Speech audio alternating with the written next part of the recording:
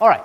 So right before the break, what we did, we started looking at a system, and we saw that if you actually, so we made an important derivation. The derivation was that if you had a system, and with an input x of t and an output y of t, shown with the operator h, so this is your system. If your system is linear, then its response, y of t, can be determined by looking at its, to any arbitrary input x of t, is given by x of t times h of t and tau, x of tau, d tau, integrated from negative infinity to positive infinity.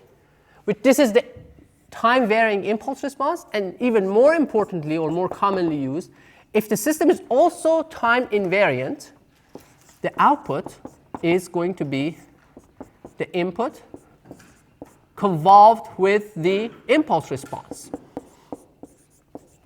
which is shown this way, which is defined this way, which we show it as h convolved with x, which also commutates, and therefore x convolved with h. So this is what we derived. And therefore, the response of any arbitrary system, as long as it's LTI, can be determined purely by knowing its impulse response. If you know its impulse response, you know everything there is to know about the linear system. And you will see later on, this is not even limited to impulse. There are all sorts of, essentially, if you know its response to any of those singularity functions, you know its response to anything. But the impulse response is convenient because it allows you to do the calculations more easily. So let's do an example. So let's say the impulse response of our system is this. So this is h of t. Let's say it's an LTI system. So we don't have to use the superposition integral. We can use the convolution.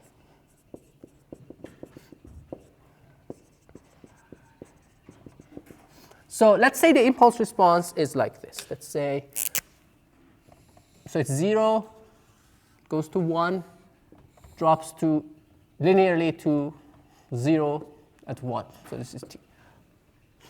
So this is the impulse response. This is h of t. By the way, can you express, just for as another exercise, can we express h of t in terms of singularity functions? Let's do that. Let's have a discussion. Who was next in line? I guess you. All right, go ahead. So I can write it as, so h of t in this case is u of t minus r of t, r of t minus 1. Exactly, right? Step gives you that, r of t brings you down here, and then at this point you will have a plus r of t minus 1. That would cancel that and make it like the triangle. So that's fine. I mean, just we'll keep that in the background for now. But let's say this is the impulse response.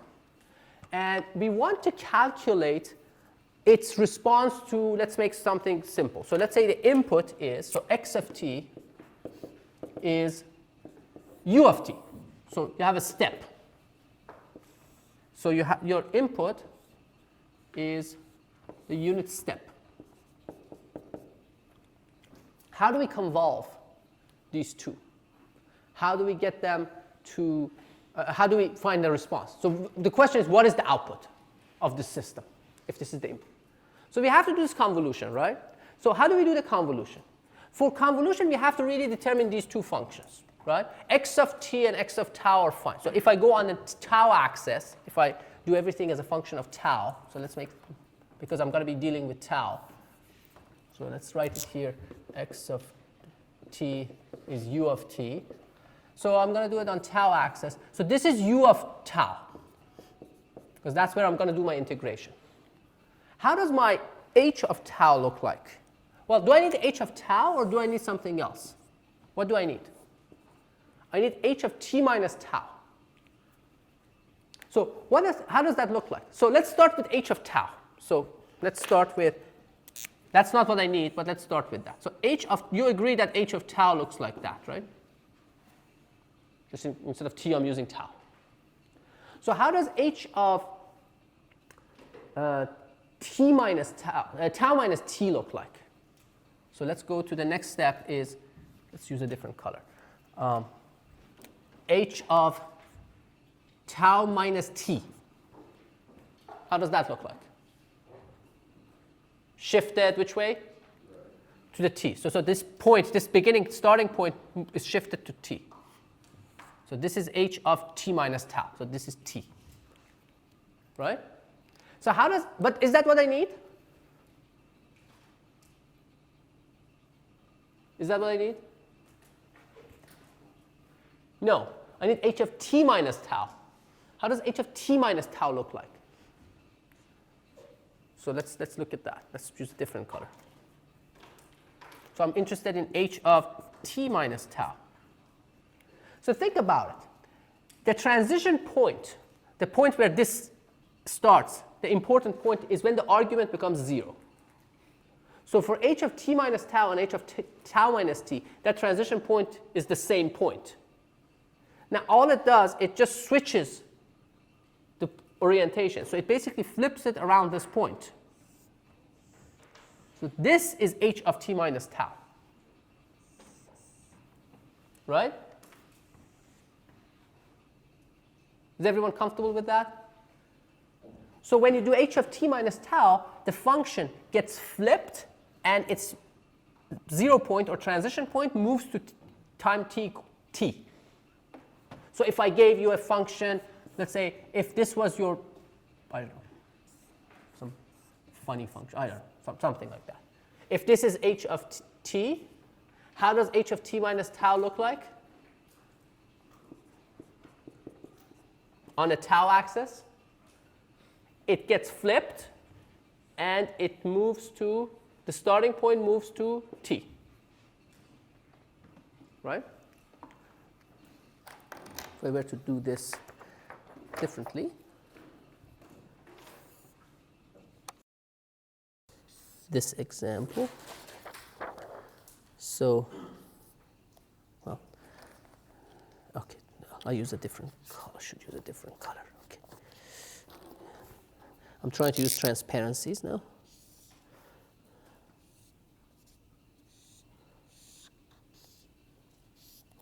So, this is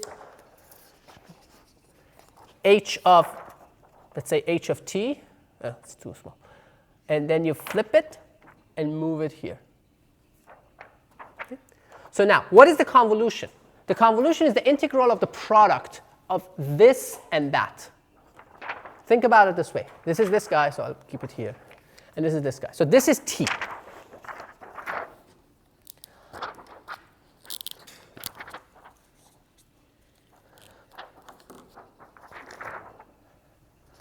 Okay?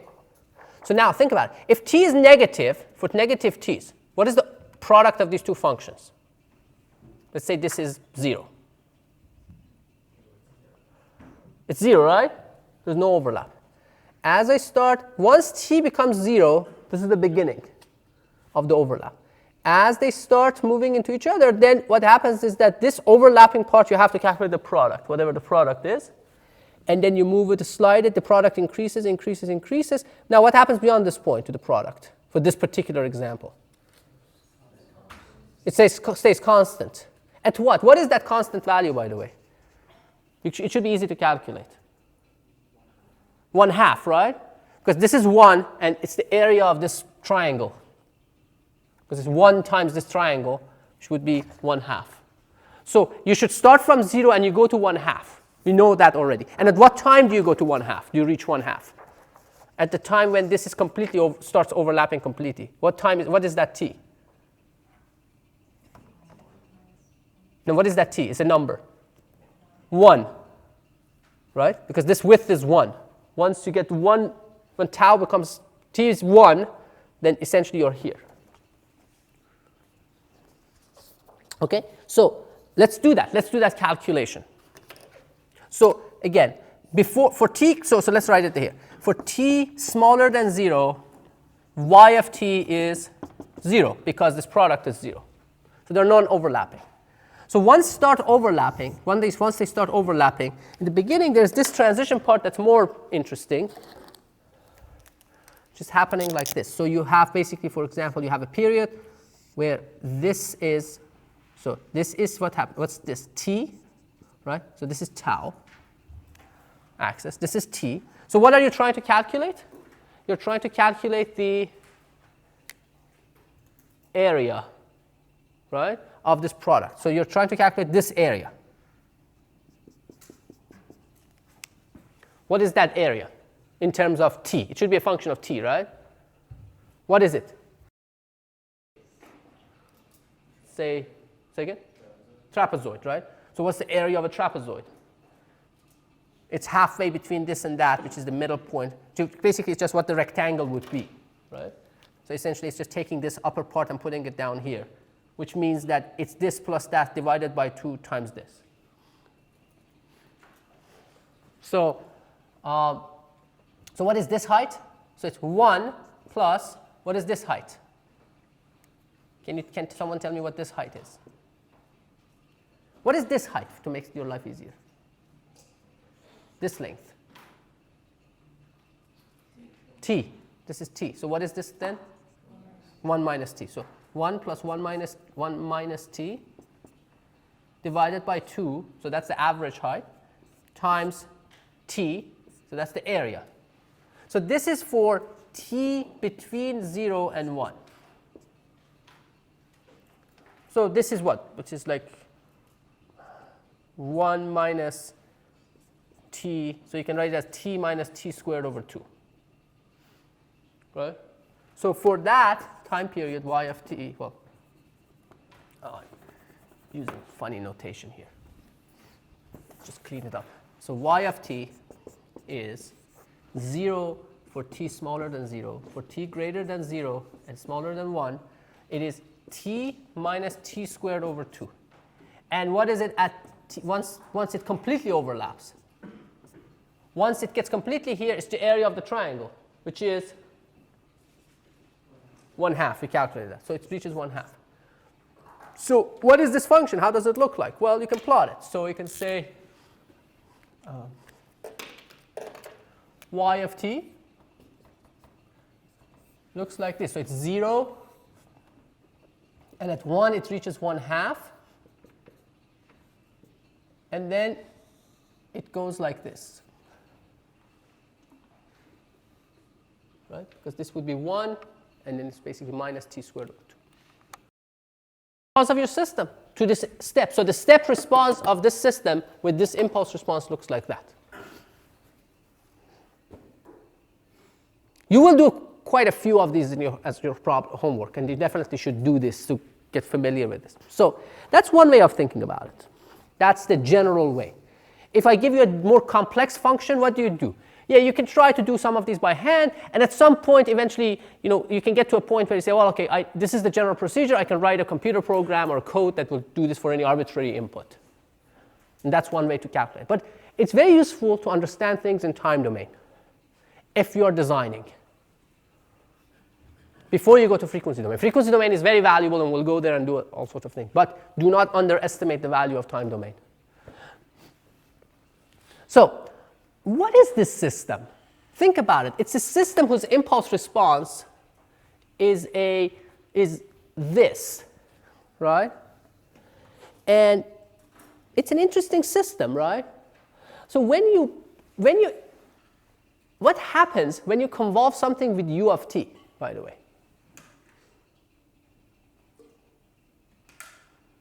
What happens when you convolve something with u of t? Think about that.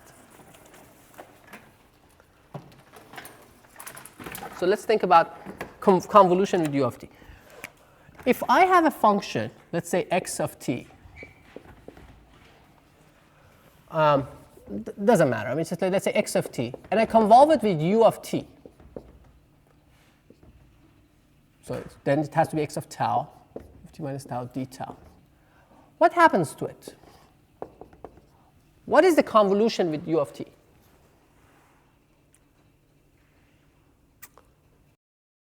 Can I say something meaningful about this integral? Can I simplify it a little bit more? Well, remember, this integral is that this product is 0 for any tau. Sorry, go ahead.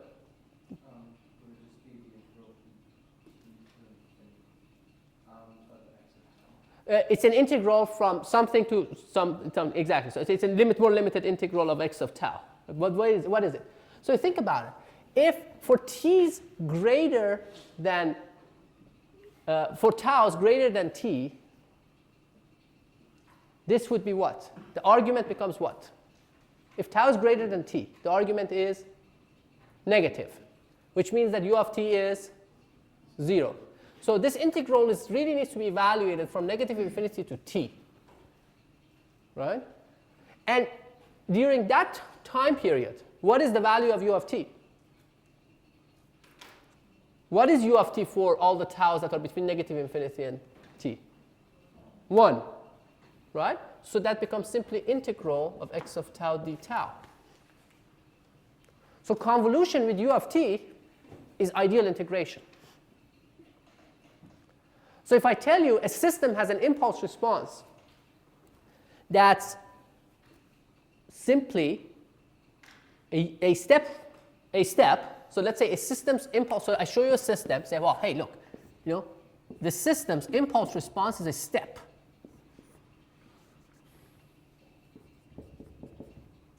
What can you say about this system? What is it? What does this system do? It's an ideal integrator, right? Which makes sense, because if it's an ideal integrator, if you integrate from negative infinity to t, it's 0, 0, 0, and then jumps to 1 and stays at 1. U of t is the integral of delta of t. So that's one way to think about it. Now, if you think about that, then you can start off with that. There's another way to find that answer, which is basically saying that h of t is convolved with u of t, right? This is what our answer was. Y of t was h of t convolved with u of t. That was the definition. Again, you need to get more comfortable with these. But when I write this, I mean this. For those two functions, u of t and h of t, right? So if I have this convolution, I know that convolution with u of t means ideal integration. And we said that convolution commutates. So you can write it actually as u of t times convolved with h of t. It doesn't matter. The order doesn't matter. So if you think about it, then remember how we decomposed h of t up there? One of you guys did it.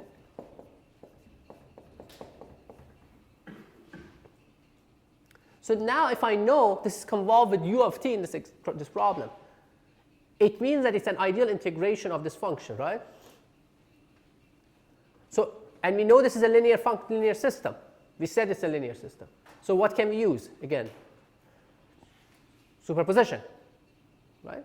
So we can actually ideally integrate each one of them independently.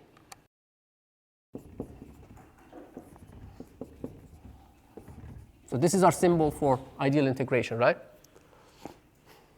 So what is the integral? So then what is y of t? It's going to be the response of the system to these individual inputs. You can think about switching the input and the response, because they said convolution commutates. So what is the ideal integration of these? What is the ideal integral of u of t? What is it? Next in line, I guess you're next in line, right? Integral of, yeah. So what is it? Integral from negative infinity to t of u of t. Yeah, not exactly t. T times something. Because t, remember, t, when you say t, this is t. You don't want this. You want this. So it's t times something. T times u of t. Or r of t. What is the integral of r of t? Again, r of t times, well, not exactly, right? Because r of t is t times u of t. What is the integral of t? Right, t squared 2 times u of t. And what is the integral of the last part? T minus 1 squared over 2 times u of t minus 1, exactly. Thank you. So is this the same as what we calculated before? Well, let's find out. Well, so what is it? So let's evaluate it for 3 different ranges. for t smaller than 0, all these u's are 0, right? Right? So this is 0. Greater than 0 and smaller than 1, this doesn't matter, right? So it's these two. So u of t's are 1. So what do you get? T minus t squared over 2. Now, once you get past that, all of them matter. So this kicks in too.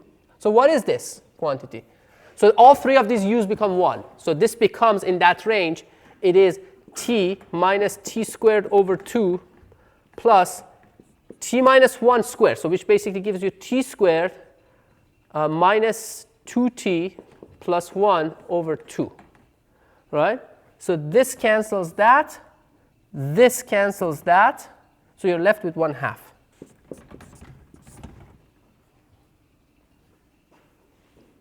Right? Make sense?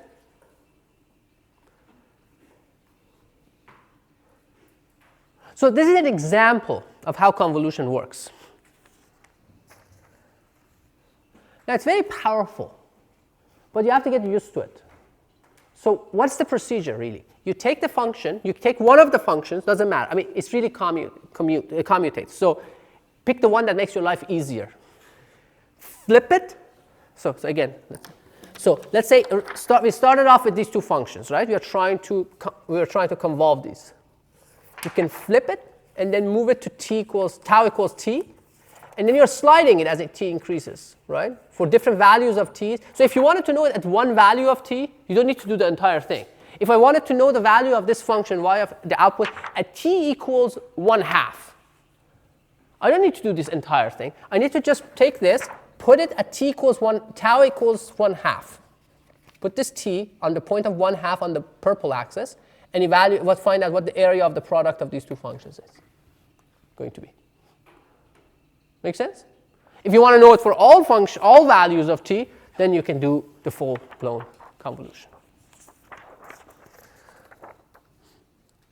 So, any questions so far? We're good? All right. Do you want to do another example of a convolution? Yes? No? Yeah, let's do another convolution. Let's pick something simpler and then we can do it together, just like, and we can do it graphically. Let's say I want my input to be, it doesn't really matter which one is which, but let's say x of t is a pulse of width 1 and height 1. And let's say your impulse response is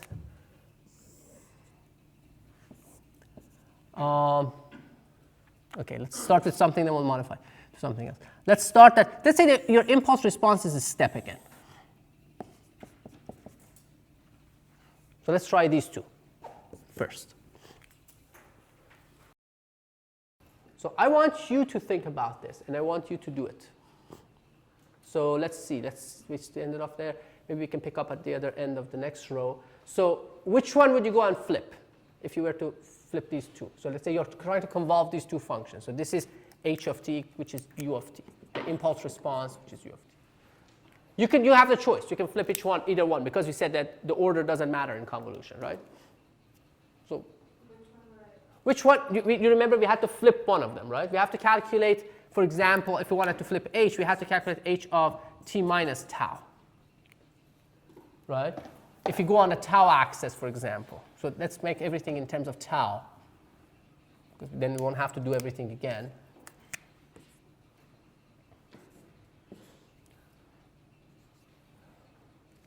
So, I mean, it doesn't matter really. You can do either one, but which one would you prefer to? X of t, this one? Yeah, so you're going to flip this. So we are trying to calculate, so what we are trying to calculate really here is what is x of t minus tau on the tau axis. So how would that look like? What does it look like?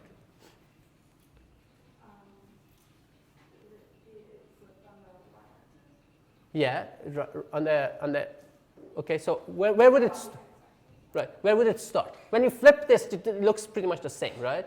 So, but where would be the start? So what is this point? Or this point? And obviously this would be t minus 1. So, and the height is 1. So now this is, you're sliding this across this guy. So you start from here, for example. This is for negative t's. You're sliding it. You're moving this box across. So y of t, which is the output, is going to be what? 0 for all t's smaller than 0. Which basically means it's a causal system. The easiest way to see a causal system is that its impulse response has no value before time, t equals 0, which makes sense. If I hit it at t equals 0, it can't have a response before t equals 0 if it's causal. I mean, you can have non-causal systems in filters and things of that sort, but it's a mathematical notation. So anyway, so when is the first time that things start happening? At what time? T greater than 0, right? They start overlapping. So at that point, you get this guy here. So what is the area? Well, of the overlap, not the entire thing. Of the product. T, right? Because the height is 1. There it is. So this becomes T. And what does it keep?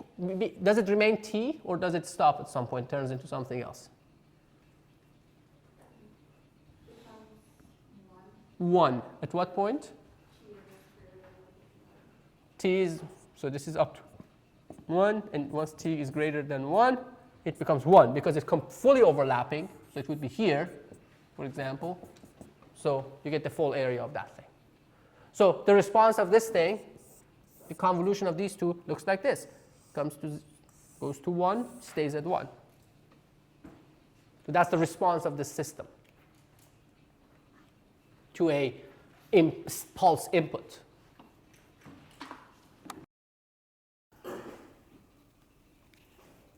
So you can make all sorts of things. You can actually even do it graphically. Sometimes you don't even have to write the full function. Just you can look at it graphically and see what's the product of those things. Anyway. Okay, any questions? Yes? How do I know which one is easier? Well, it's really up to you because it's the one that you're moving across. This was finite, so you know that if you do that, then you will run out. I mean, it will also run out the other way around. So if you could do the same thing. You could flip this guy, the u of t, and then slide the u of t entirely across this thing, and you will get the same result. And that makes sense because think about it. The reason it commutates. Think about the reason it commutates. Let me show you, without saying a word, the reason it commutates. The convolution commutates, right?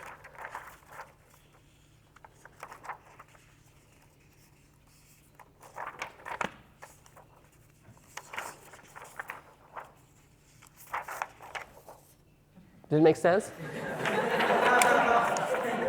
That's commutation, right? We're commutating, right? Just need to flip it. That's why it commutates. That's the way to remember it. The overlap is going to be the same no matter which way you look at it. All right. Okay, any questions? All right, let's break the record.